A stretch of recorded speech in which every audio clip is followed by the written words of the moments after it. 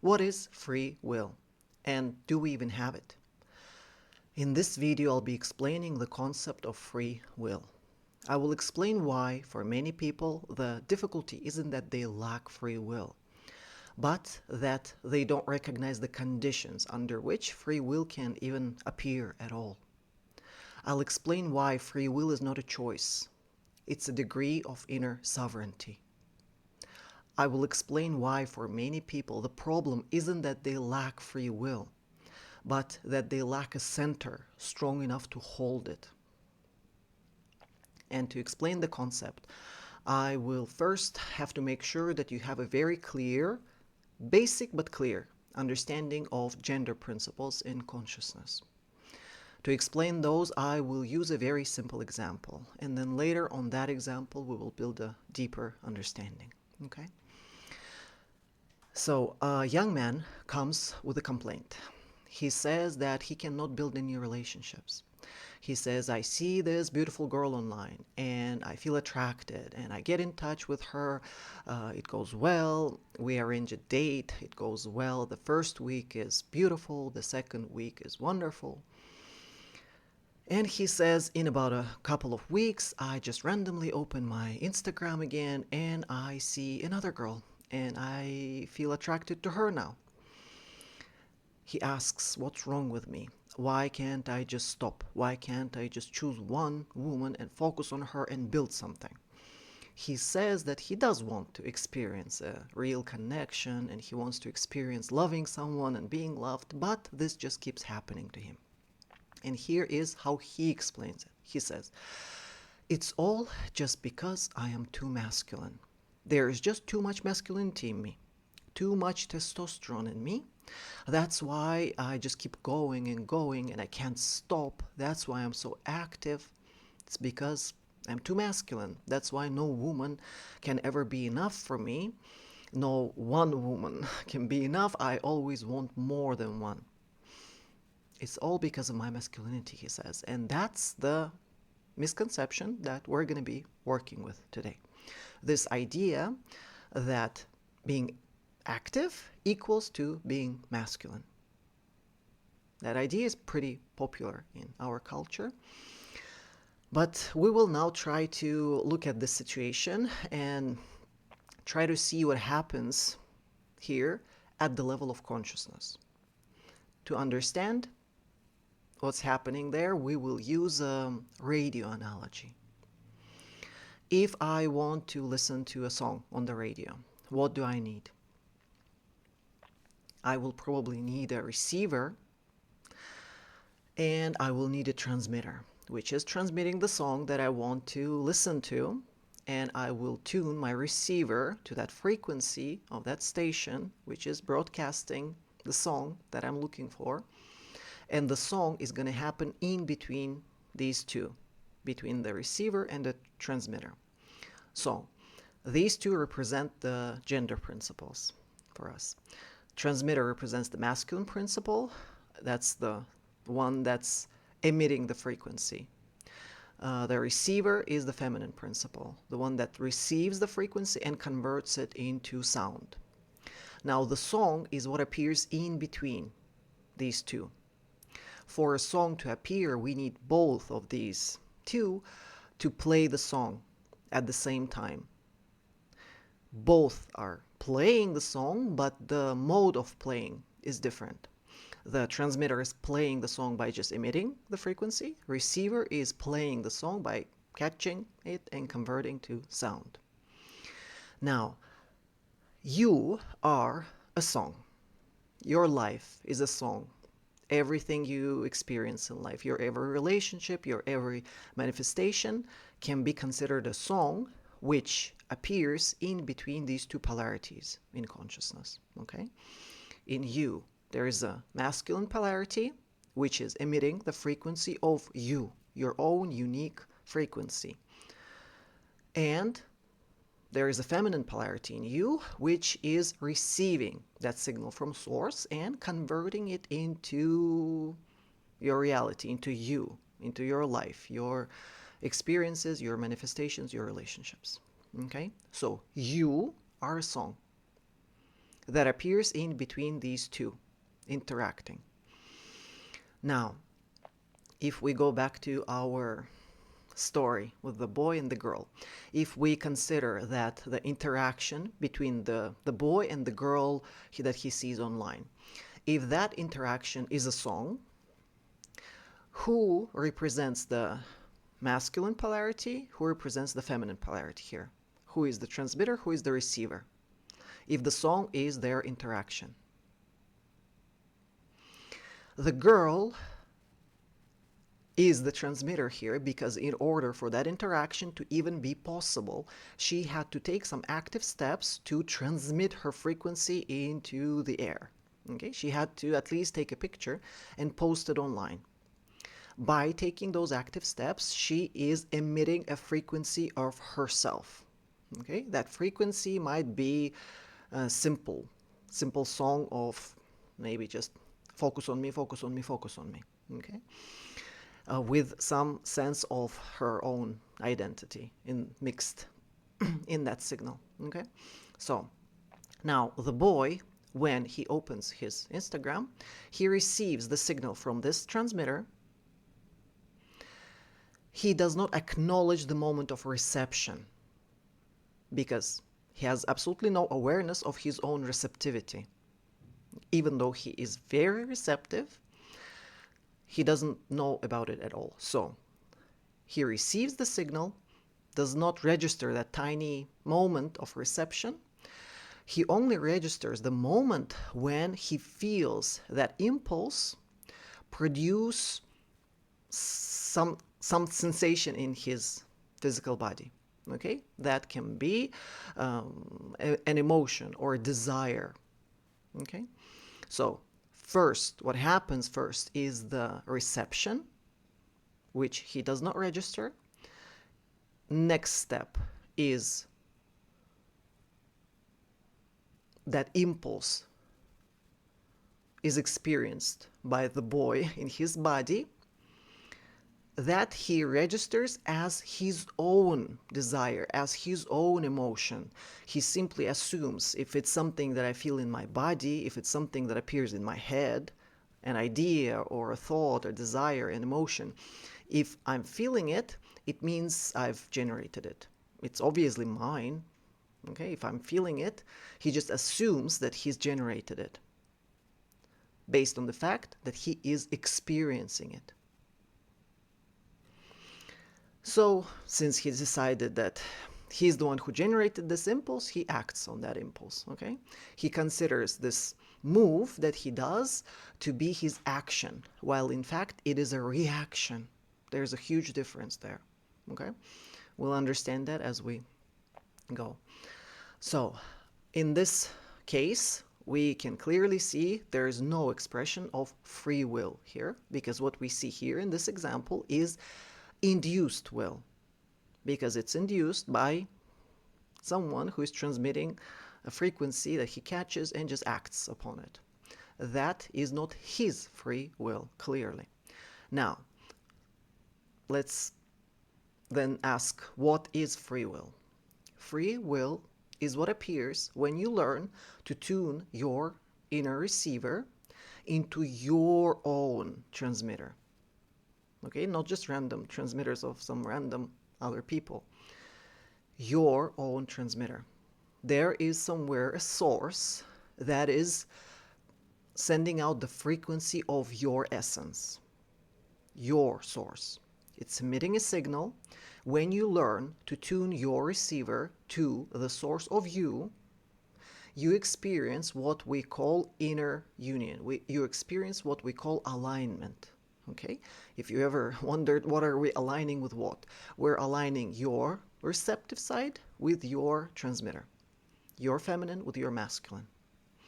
When you align them, you will experience a moment of clarity, a moment of recognition, a moment of peace, knowing. You can experience what we refer to as the frequency of love. You can feel it as coming home. Okay? I'm sure you've all experienced at least brief moments of such clarity and such alignment in your life, but most probably you are yet unable to sustain that alignment stably. Okay? Tiny moment of realization, tiny moment of clarity feels good. But if you can learn to live in that clarity all the time, that would be the state where you learn to keep your receiver stably tuned to the frequency of your source. Okay? That is the work that we're doing here on the channel. Now, if we know that the essence of your being is the frequency of love and clarity and the frequency of God, then why are we all not living in love and clarity all the time yet? That is because the receiver is not yet upgraded enough to handle the frequency of your own source. Okay? When you come into this physical world, you come in with a very simple version of a receiver. Okay? Your body, when you're born, is pretty simple, not fully developed. Here you need to understand that the body is the receiver, the receptive part of you. The consciousness is the masculine part of you. Consciousness is located outside of physical reality, not in this dimension.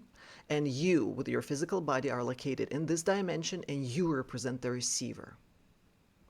Okay? So, the feminine aspect of you is your body, regardless of your physical gender. Okay? We're not there yet. We're only talking at the level of principles first.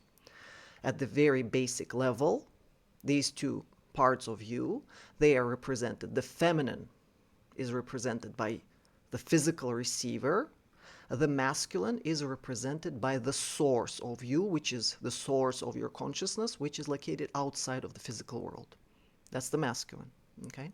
Regardless of your physical gender, please. So, now, when you come into this physical reality, the feminine part of you, the receiver, the body, is pretty small and not fully, like, not all your functionality is fully available to you yet when you're just born. Okay?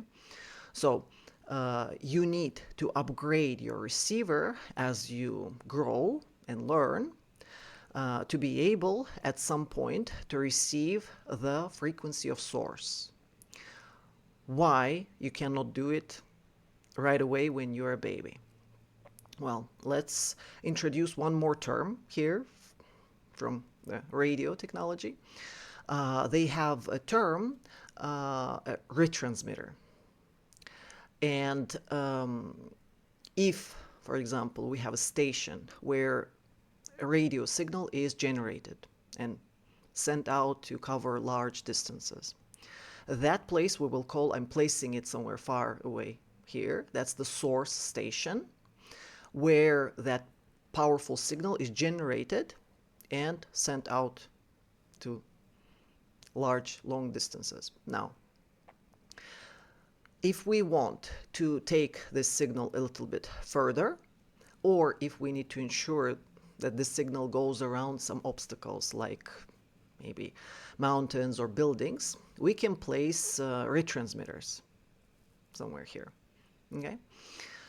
Now that term from the radio we will apply to consciousness, because there is a difference in the functionality of a transmitter and a retransmitter. First, the transmitter is the one that generates the frequency. Retransmitter does not generate anything. It only receives an already generated signal and just sends it forward. Okay, that's the main difference. And one more difference is in power levels. power levels at the source are a lot greater. A retransmitter does not need to be powerful. Okay? So here we will apply this term to consciousness. And we will go back to the boy and the girl again. If we said that in our example, the girl was transmitting the frequency and the boy was receiving and reacting, then can we say that the girl was more masculine than the boy? If she's transmitting here, he's receiving. Can we say that she's the more masculine? No, we cannot say that. Why? Because she is not generating the frequency that she's transmitting. Okay, so here she's not a transmitter, she's a retransmitter.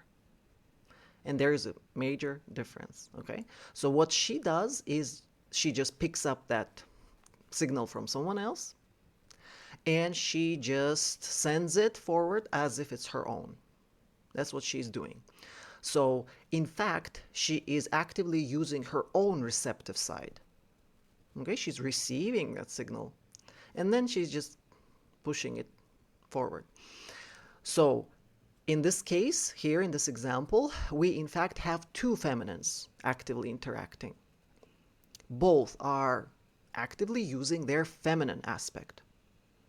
Both are receiving actively and reacting. Okay, they are not generating anything here. The actual masculine principle is represented somewhere back there by someone who had first generated that signal that she's broadcasting. Who was it? We don't know, but obviously it was not her. Maybe she picked up that signal from some other person online. Maybe she picked it up from her friend, maybe from her mother. Maybe as she was growing up, her mother was constantly giving this signal of asking for attention and looking for someone to focus on her. Okay? If the girl was, for example, raised by a mother who was constantly singing this song of focus on me, focus on me, focus on me, the girl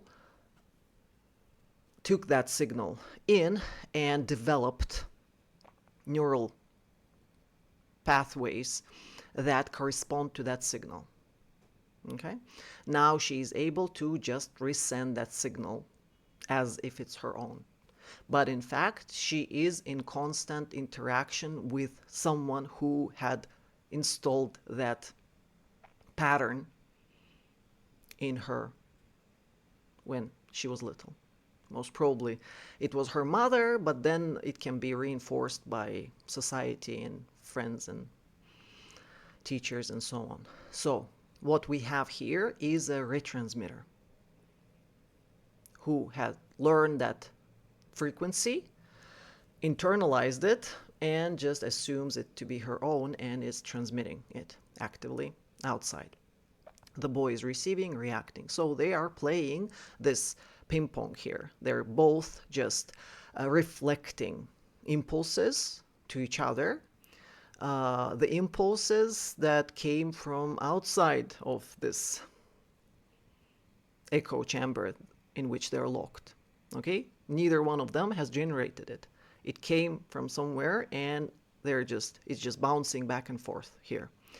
They're receiving and exchanging reflections and echoes.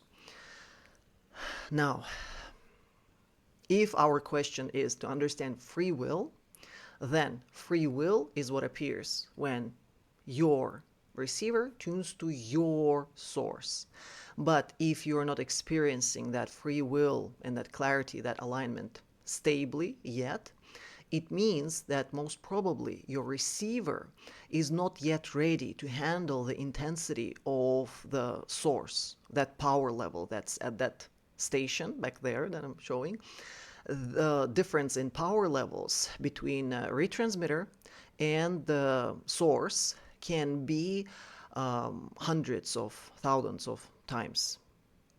Intensity is higher at the source. Okay, so if your receiver is only capable of dealing with signals of this level of power, of retransmitters, then you are just stuck here playing this game, sending back and forth these tiny signals. And in that case, you are not technically ready to face the intensity of your own source, the signal of you, if it comes with this whole power to you right now, while your receiver is still undeveloped, it will just burn everything. All the inner wiring will be gone. It's like if we try to connect some power cable directly to a pocket radio. We'll just burn everything inside. And in that case, it's actually safer for you to stay in this echo chamber a bit longer until you understand how it all works and until you learn how to upgrade your receiver to the capacity which can handle the intensity of your source. Okay? And there is a technology how to do it. The key moment is to understand all these parts. So, why are you in this echo chamber? It's because of the version of the receiver that you get at birth is pretty simple. Okay? You are born as a very basic version of receiver. Your body is tiny. You are not capable to deal with reality right away when you're just first entering this world. Your mother serves as your shield from intensity. Okay? So you're a baby, you're born with a small body, not fully developed brain, and a receiver with the capacity of a pocket radio. Okay? Your source is always connected to you. Otherwise, you wouldn't be alive. Okay? It's keeping you alive. But that stream of consciousness from your source that you're receiving is controlled by your mother at first. Okay? Because that intensity is too much for your baby receiver. So your mother inserts herself in between you and your source. Okay? When you first enter the world. She does that to protect you from the intensity of the real world. And she serves as a regulator of this flow. Okay? The energy from source is still flowing to you. But she controls the intensity of it. Okay? So she can open and close the valve that controls this flow of power to you. And by creating the space in which only you and your mother exist, okay, this echo chamber, or this little space with glass walls where all you can see is your own reflections and your mother. Okay, you and your mother. There's nobody else there. You and just your reflections. She creates this space for you to give you conditions to grow, for the body to grow and slowly adapt to the environment. And in this structure, she's able to feel all of the impulses that are coming from you. Okay, she is reflecting, catching and reflecting all of your emotions, desires, impulses, whatever you generate, your needs, your fears, whatever. She catches them and she feels them with you. That allows her to better regulate this flow of energy, where she knows you need a little more, she opens up a little bit the flow. When she feels like, okay, that's pressure is too much for you, you're freaking out already, she can close down a little bit the flow. Okay, that way she can allow you to grow in healthy conditions and safely develop your capacity of your receptive capacity. Okay, so she is doing this out of love, okay? She's not capturing you in this thing with some evil intentions. She tries to care for you. And she does it by mirroring you, by merging with you and creating this watery space in between you. Through this water, she can feel everything you feel, and you can feel everything she feels. And through that, she allows you to copy her patterns, okay, through this reflection. Now, she's controlling the flow of energy to you. And at first, when you're a baby, the flow is pretty easy to control because we can imagine it as this like thin hose with very small diameter. And imagine if that she's controlling the flow to her back, the flow of your energy from sources coming, and she can control that tiny hose without much effort, okay? But as you grow, your ability to pull energy grows, okay? So you turn this receptive ability is your feminine aspect. Remember, I spoke about this black hole, the power ability to pull. As you grow, this ability to pull increases. So you start pulling energy from your source more intensely. And when that shift happens, for your mother, she has to go through like going from this controlling this tiny hose with very weak water flow. Imagine going to having to control a fire hose suddenly. Okay, suddenly the pressure and the flow increases simply because you start pulling more strongly. And mother is standing here as a shield, as in between you and your source, and she's supposed to work as a regulator of that flow. But now that flow is so much harder to regulate because now it's a fire hose, that pressure. And now it takes her a lot more effort to control it, okay, to open it or to close it. That requires a lot of her own energy now. And that is exactly the moment when, in the past, the mother was instructed to step out. That was the moment of your first initiation. The moment when your ability to pull becomes suddenly so strong that if the mother stays here, trying to control that fire hose, she will damage her own body, her physical body. Her own receiver will not last long here. So for her own safety and for your growth, she has to step out and let you face what you're asking for, okay? Let you face it, and it hits you at first as a first shock. Like you wanted that, you asked for that intensity, you receive it, and that first shock works as your first upgrade. Okay, your first real upgrade to the new level of receiver. And then she steps back in, and now she's not in this role of regulator anymore.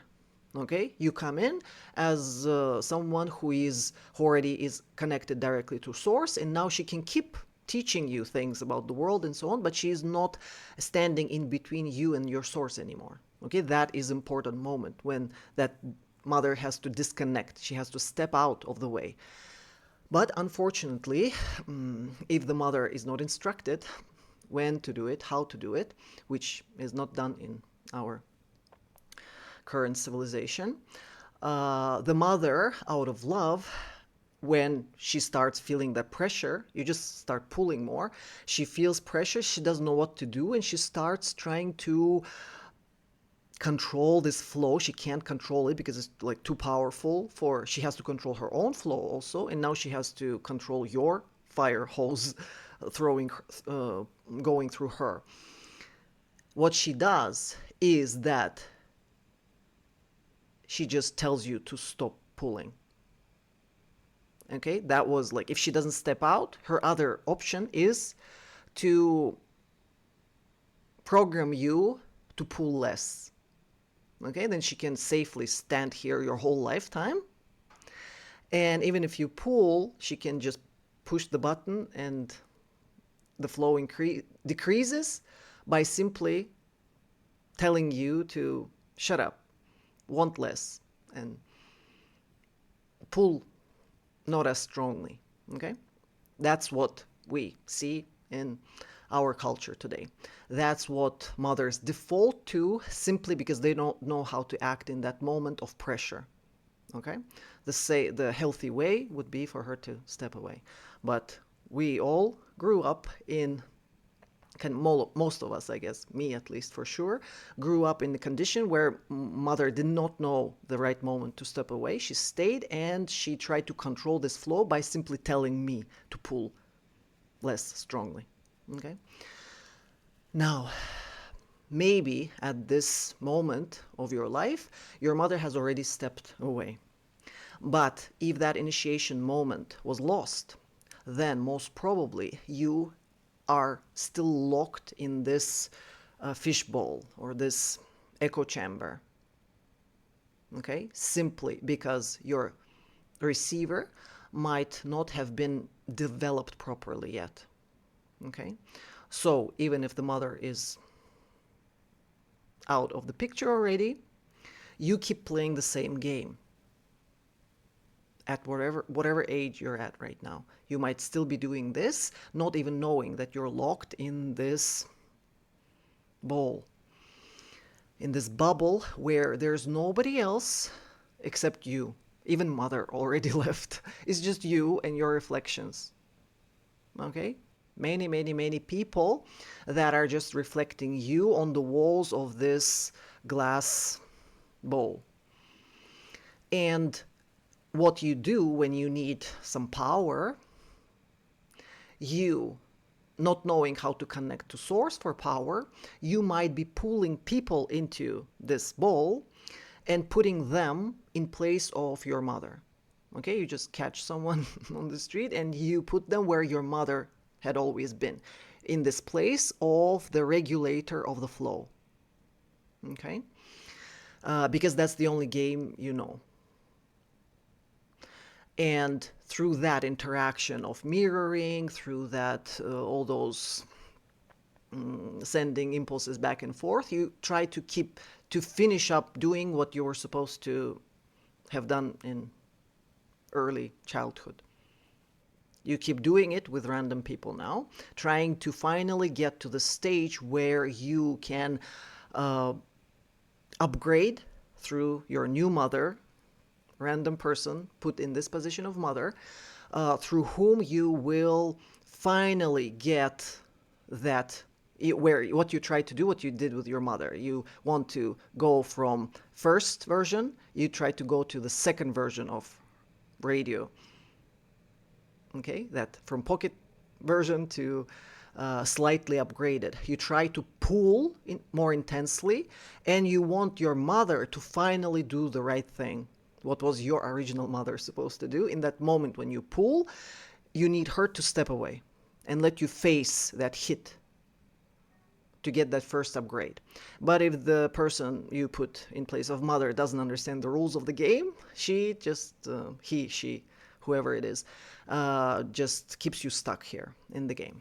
So, purpose of this video is to help you understand this whole structure of the receiver and transmitter in you and in your life in general. Okay, free will appear and you will experience it once you learn to own the receptive part of you, and when you learn to tune the receiver consciously and not just react to whatever impulses are sent towards you by random people or entities or whatever is affecting you. When you learn to own that receptivity, that's the first step. Second step is controlling your focus, controlling your attention in order to choose stations that you're tuning into. Okay? Once you develop some control of focus, of attention, then you can go to discernment. That is a skill where we learn to separate mine from not mine. That's how you find your source. That's how you find your frequency, your masculine. Okay, your feminine goes through mine, not mine, mine, not mine, mine. That's all she needs to do to recognize her source, her core, her masculine. And when that happens, we describe it as inner union or alignment, or uh, that moment where the feminine and masculine in you unite, align with each other. Then your work is to stabilize this interaction, this union, to learn to sustain it by building a strong center, okay, an integrated center, and then a desire that appears out of this integrated center where your inner feminine is interacting with your inner masculine. That desire is considered an expression of free will. It's an expression of your will, expression of your feminine listening to your masculine. Okay, that's free will, compared to which, like, this is the ability to act out of one's integrated center, rather than from induced or borrowed impulses. Okay, so in order to develop that, we would first need to fully own the feminine aspect of us, ourselves. That is the receptive aspect. That is the part of you that deals with emotions, with sensitivity. And you develop this aspect by increasing your capacity to sit with uncertainty, and increasing your capacity to sit with emotion. Okay, that's how you grow this part. And if you are experiencing already like hearing voices, or for those who ask me, like, if I'm hearing voices, how do I know if those voices are like my guides, or if those voices are just like random negative entities or something? That is like, if you're hearing things, that's already a sign that you are getting closer to ownership of your feminine side. Okay, you are already experiencing your receptivity. Okay, that's a good step. Now, to understand where is that coming from, is it yours or not yours, you just need to know one very basic difference. When you feel pulled in different directions, or where you feel confused, or where you feel like your thoughts, desires contradict each other, you can be sure those thoughts, ideas are not yours. If they feel contradictory, if they feel confusing. When you catch the frequency of your source, you feel that as clarity. You feel that as knowing. So you don't need to ask me, like, is this thing what I'm hearing? Are those my guides? Is that my center? Is that my frequency? If you're asking, it means it's not clear to you. It means that if there's no clarity, it means you're not tuning into your source. You're tuning into something else. Okay? Once you tune into source, you'll have no more questions. Okay? Now, if you are in this structure still, where you are locked in this echo chamber, and you just interact with retransmitters, receiving channels from them and trying to build relationships with the reflections of yourself. Now, please don't view this structure as evil. It is there to protect you. Okay? Our goal is not to just smash this fishbowl and be free. If you're still in it, it means that your capacity is not ready yet to handle the intensity. It means you still need it. Okay, it's protecting you. Simply, even to learn something from me, you need the structure. Okay? If someone has already entered your life who just smashed this fishbowl and freed you before you are ready, you won't even be able to understand what I'm teaching you here. Understand? You need the structure to simply learn the basics to get chances to get your upgrade. Because if you have done it, if you would have done it as a child, it would be a lot easier because it would come naturally. But if you've missed that moment, now to do it at whatever age you're at, you need instructions. Now to receive those instructions, we need this fishbowl in place. Why? Because if you're listening, I am here inserting myself as a retransmitter for you right now. Okay? That's why we need this structure for me to be able to teach you anything. I insert myself in this place of your mother, and what I do is I regulate the flow of your, if you focus on me, if you get fully into your receptive state as you listen to me, and you focus on me, then I serve as this mother figure, okay? I serve as this regulator for you. And I allow your source energy to flow through me. And what I do, what I'm trying to do to the best of my ability, is to structure the flow of this energy, this light, to you in such a way that it does not destroy the receiver, but slowly and carefully increases your capacity. Okay? Because the moment of childhood initiation has probably been lost already for you.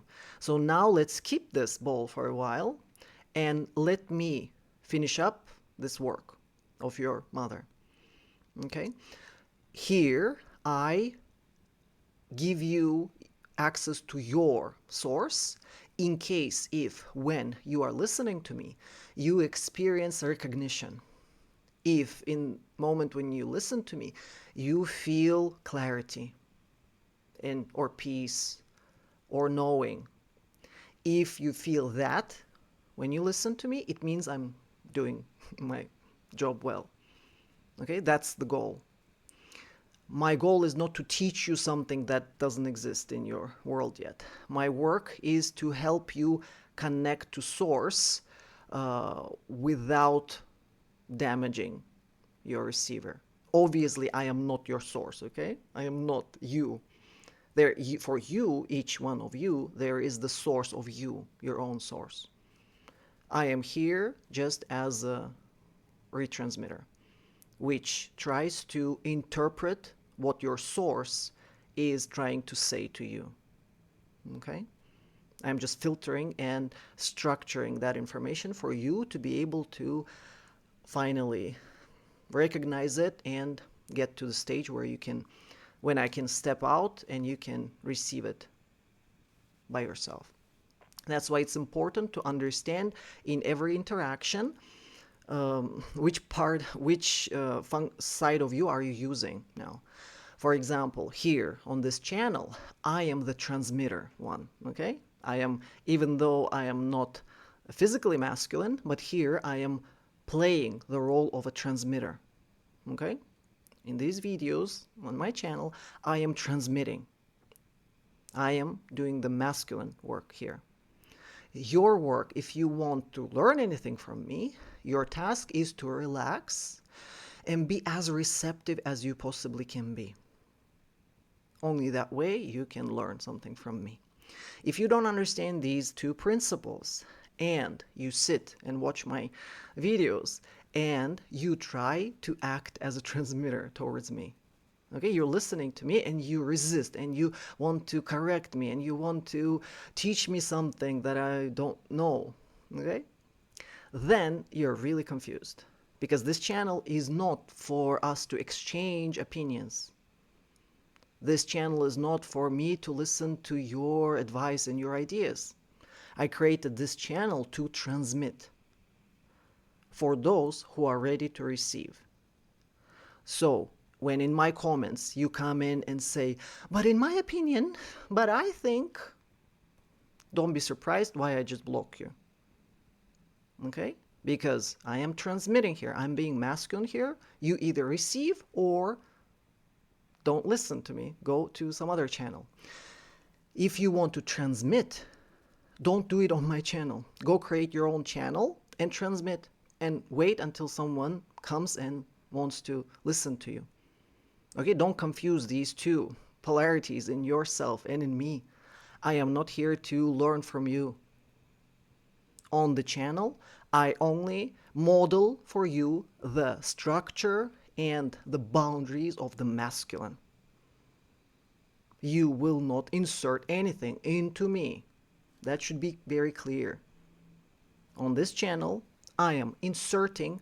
You are either allowing me to insert, or you're free to go to some other channel. Now, to understand the difference of these interactions, for example, when you come to talk to me on the sessions, what's the first thing I ask you? The first thing I say is, tell me. Okay? So when you come and I say, tell me, I automatically take the position of the receiver. Okay? There I model for you the receptive aspect. Okay? On the channel, I'm modeling for you the masculine aspect. On the private session, I model for you the feminine aspect. I tell you, tell me. I say, tell me, and you start transmitting your story. Whatever it is, whatever is the emotion or the frequency that you are currently experiencing, when without any specific question, okay, I don't prompt you in which direction to go with your story. I just open up and I say, insert. Say, what's on your mind? What do you have? Tell me. And you're free to transmit anything that's on the surface. Feel the difference. Freedom is the aspect of the masculine. I open up and you transmit. I receive, and in the process of reception, there are two parts. Now, when I receive, your frequency activates a certain part of my brain. Okay, some neurons, some connections that correspond to the emotion or the combination of emotions that you are transmitting. Okay, that is activated by your electrical impulse. You're sending this little spark to me. It activates those parts of my brain, so I know exactly the emotion, your emotional state fully. Now, for those of you who work with people, I know many of you help others. This is the skill that you would need to develop if you want to be more effective. This work of reception consists of two steps. The first step, you receive the pattern, okay, the neural pattern that the person is transmitting. When you receive it, activates a certain zone of your brain which just like feels exactly like that person is feeling. Okay, you just mirror them, okay. But then the second step, which normally happens in normal human interactions, when that zone of your brain or that part of those neural connections are activated, you feel that emotion, like you feel the beginning of emotion. Normally, the second step would be that interaction of neurons provokes production of hormones. Okay, so that would be a complete experience of an emotion. First, you just activate that part of your brain, that pattern that corresponds to sadness or anxiety, whatever. Then a hormone or several hormones that correspond to it are produced and sent into your blood flow. When that is done, I will actually feel sadness in my body. If I'm talking to you and I feel sadness in my body, I'm off already. I won't be able to help you. So my work is to let you, with your signal, activate that pattern in my brain, pattern of that emotion, but not allow the second step to happen, not produce the hormones. Okay? So I know what you're feeling, but I am not allowing those hormones to go and get into my blood stream for that emotion to flood my body. Okay? Those two steps, once you understand the how it operates, you can be much more effective at helping people because you can be with them more fully because you're not experiencing if they're telling some really disgusting story and something that normally would shake anyone out of balance. You only mirror the pattern that gives you clarity and knowing, but you don't allow the hormones to be produced. Key for those who work with people. That is very important. Those two steps and understanding how a pattern that corresponds to emotion, how it's provoked by an impulse from outside. This ability is developed as you develop your water capacity of your consciousness to hold and work with water. If you want to understand who are really good at this water, working with water, a best example would be an actor, for example. Okay, very good actor. For some reason, when I say good actor, DiCaprio comes to my mind. I don't know, that's my first association. But if we imagine him when he needs to play a role and show a specific emotion, why is one actor better than another actor? It is because of how fluent they are with emotions. Okay, if normally for you to experience sadness, you need someone to create an impulse of sadness, send it to you, and trigger that reaction, first in your brain and then in your whole body. An actor is someone who can create that impulse themselves. Okay, they know the frequency of sadness, they know the frequency of anxiety, they know the frequency of love, whatever. They know all those frequencies and they can work in this fishbowl as both the transmitter of the impulse and as the receiver. Okay, they can self-induce sadness, they can self-induce happiness. Okay, that's what makes one into a good actor. Okay, knowing that specific frequency.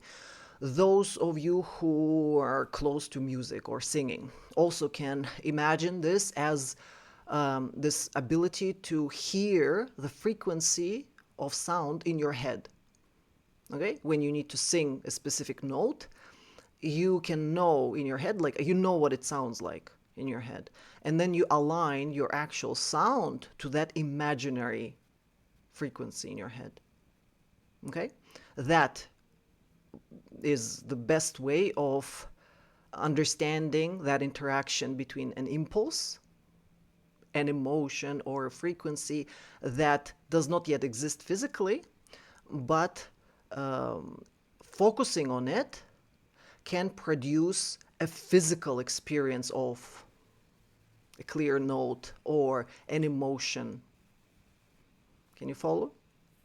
So that will apply to those who are like, if you're good with the music, you'll understand this analogy. If you have any connection to acting, you might understand what it feels like. If you just know the frequency of sadness, you can self-induce at any moment. Okay? And that has a lot to do with water capacity, your ability to, or like your fluency with emotions. Okay? Actors are very fluent with emotions. And this receptivity you can also observe very easily when you just realize how easily an emotion can be produced in you by just watching a movie or just listening to a song. Okay? Nothing is sad is actually happening to you, but you experience the full scale of, if the work is done well, if the one who is transmitting the impulse, if the singer or the actor is actually transmitting the clear signal of sadness, it's gonna activate the pattern of sadness in you, and it's gonna be experienced by you in the body as your own inner feeling, emotion, suffering. Okay? So that's where you can sense your receptivity by how you react, which emotions are more easily induced in you from outside, to which emotions you have no reaction at all. You can kind of analyze. Now, if you want to work with reclaiming your free will, I can give you a little exercise, which you can simply build into your daily routine. Whenever you feel an impulse to do something, or to say something, or to watch a video, or whatever that impulse is, when you feel it, try inserting 3-second pause. You feel an impulse, just pause and ask yourself, where did that impulse originate? Did it come from outside or inside?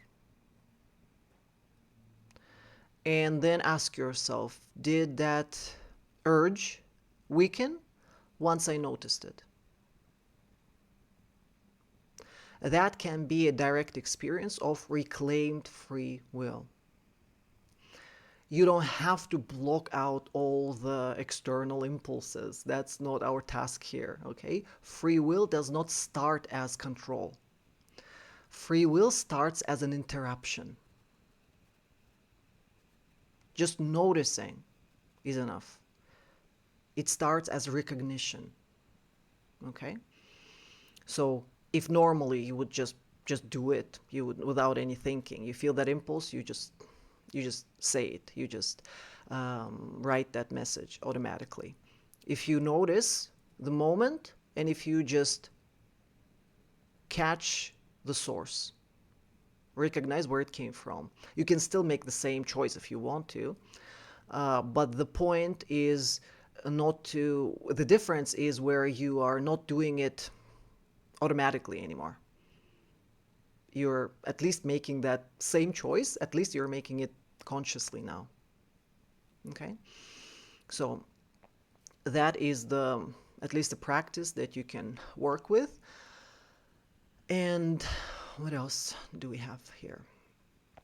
So I want to repeat and make it very clear. I do not suggest you rushing to break this fishbowl and to free yourself and to destroy your ego, because if I'm not inserting myself here, if you're not placing other people here to mirror you, that function is performed by your ego. Okay? When you're alone in this room, echo chamber, you are there with your ego. And I do not suggest destroying the ego, removing it. Okay? It's there for a reason. It's helping you grow. So don't rush, please. The slower you go, the better it is. trying to speed it up by taking psychedelics, ayahuascas, and push Kundalini to awaken. All those practices will most probably just damage the receiver, and this damage cannot be undone. So don't rush. When you are ready, there is no way that you can escape the source. When you're ready, it will find you. Okay? So that's pretty much all I wanted to share today. We will continue with this logic of mother and baby initiations and all this watery stuff in future videos, but for beginning, at least this should be enough. So I will see you soon, and bye.